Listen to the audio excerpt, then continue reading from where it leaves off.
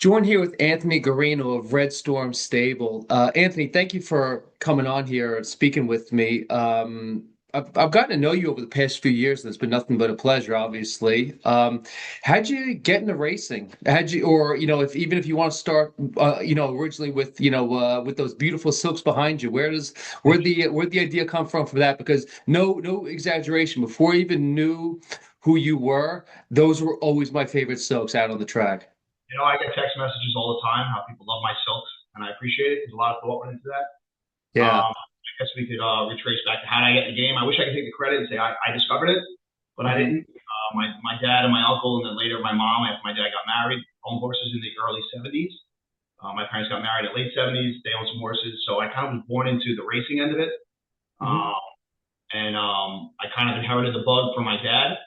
And then I kind of like treasured it and took it, to another, to trying to take it to a different place now. 45 years later, my silks. I tell people I owned a horse before a house. That's how smart I am. Mhm. I run my first horse actually April 7, 2001. I was still in college. I graduated college, St. John's University. I graduated that in May, so I ran my first horse with Jimmy Jerkins at Belmont, April of 2001, and I graduated college. So at the time, I was really passionate, and I said, I want my stable name something that's going to be always important to me. And I knew I Mhm. wasn't going back to school. I wasn't going to have any other school Mhm. alma mater. So I said, let me do Red Storm Stable, and I had to get approved by the Jockey Club because there was a horse named Red Storm by Stormcat at the time, and I did get approved by the Jockey Club, and I'm happy I did. To the university, who helped mold and shape my life, it provided a lot of opportunities for me, and it kind of stuck, and I'm not changing it. I'm pretty proud of it.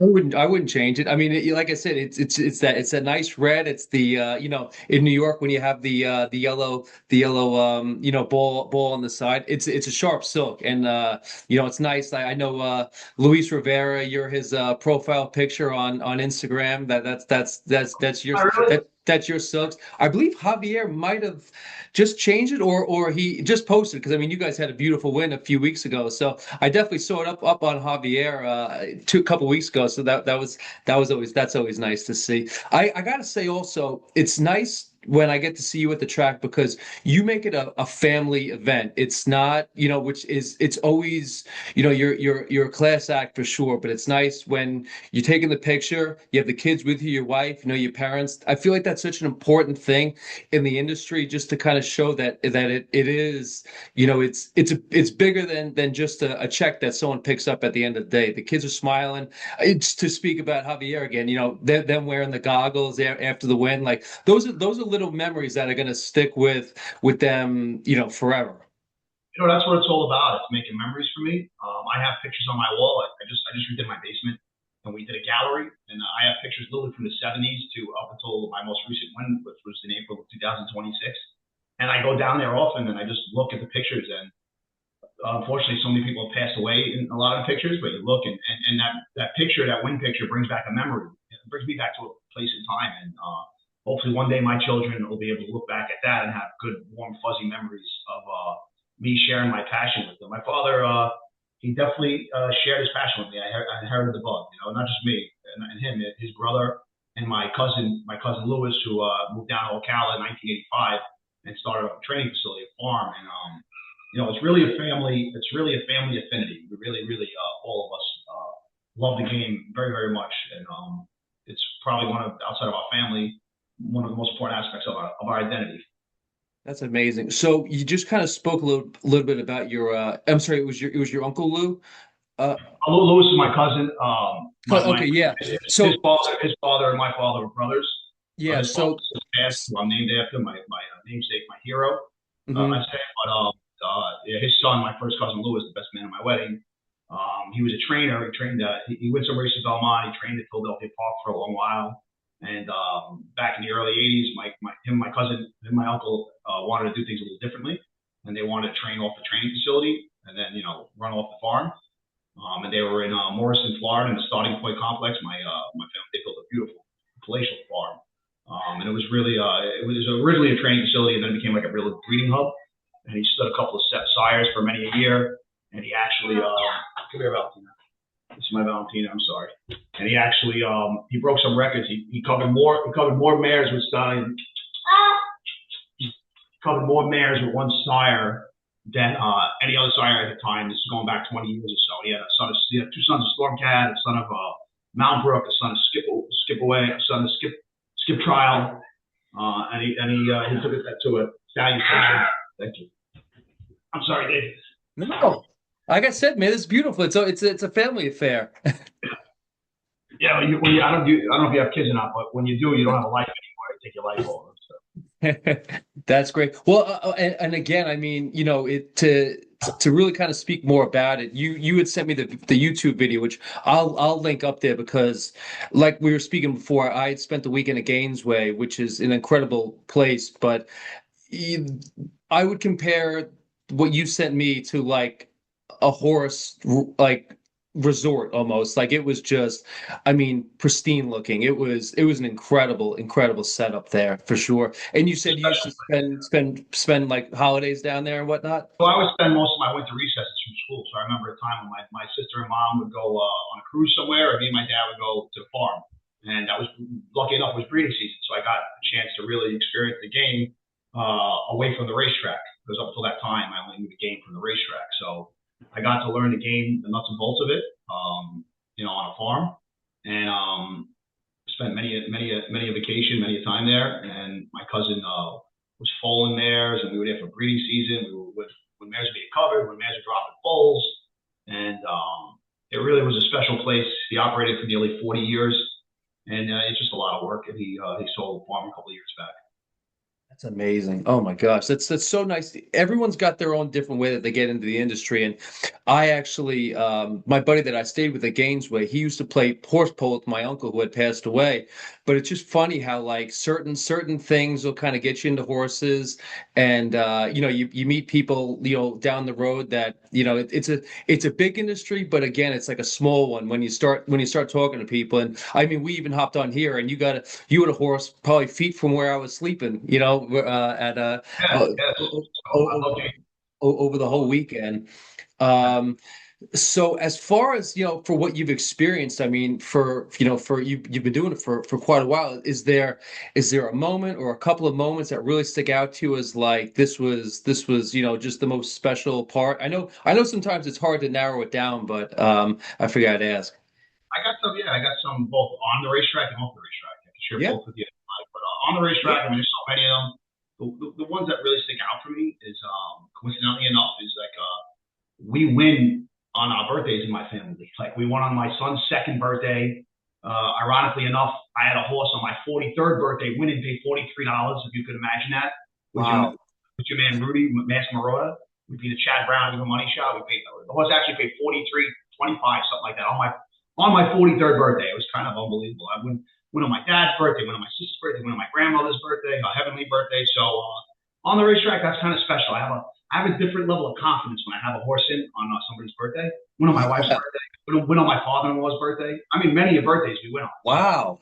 that would be on the racetrack. That's probably my warmer memories. And then off the racetrack had to be about like 1988, 89. And I tell people the beautiful thing about this game is it brings all kinds of different people together.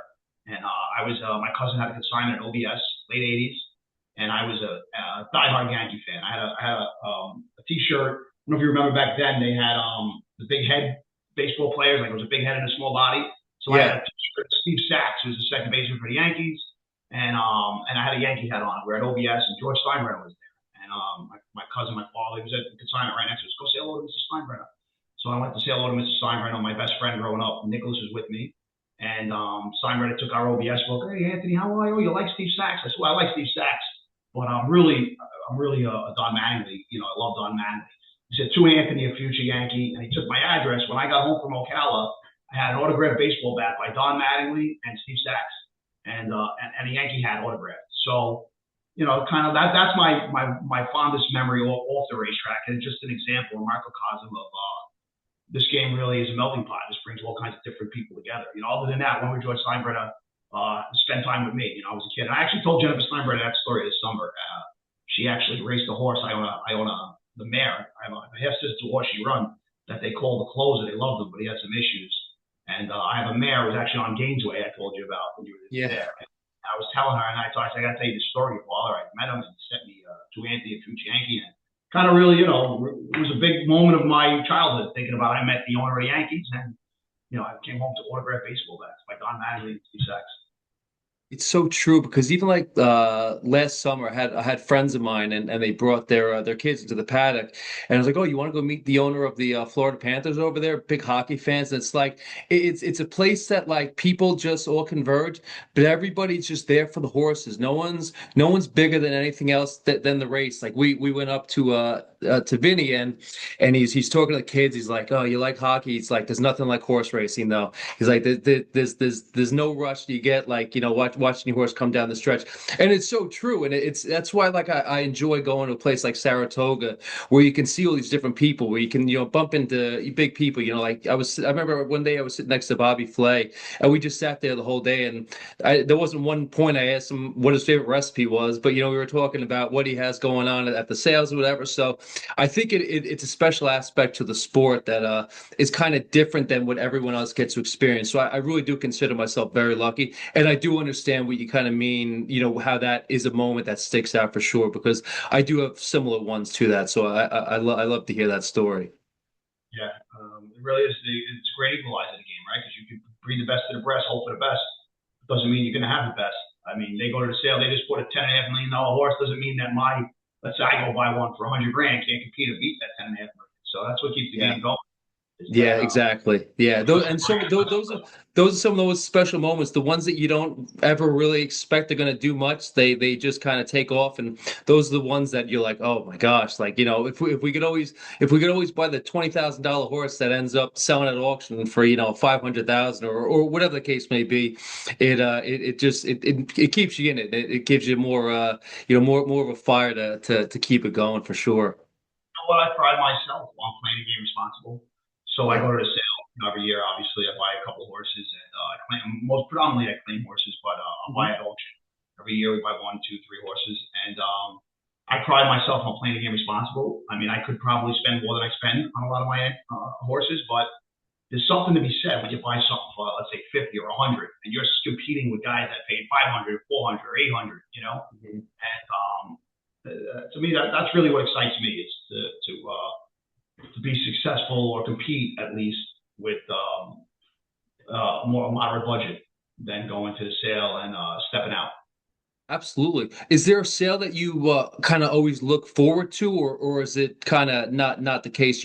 I know you're not going to a sale just to come home with a horse, but is there a sale that you kind of always have like circled on the calendar that you look forward to most? Yeah, I always really like the OBS Mart sale, the first 2 year old sale. It gives Mhm. me an excuse to get out of New York and go to Florida, back to familiar surroundings when I was a kid. I love that town, the square in Ocala. I think it's Mark's Steakhouse. I love that little square down there. So I usually always look forward to the March sale Hmm. at OBS, but we're always open minded. I'm always, I've been business with a couple of different bloodstocks. I'm loyal to really one, but I'm always open minded. People call me. So if somebody sees a horse, I'm always, open minded. I'm looking at all. Not many sales get by that I'm actually not online looking or trying to find that, needle in a haystack.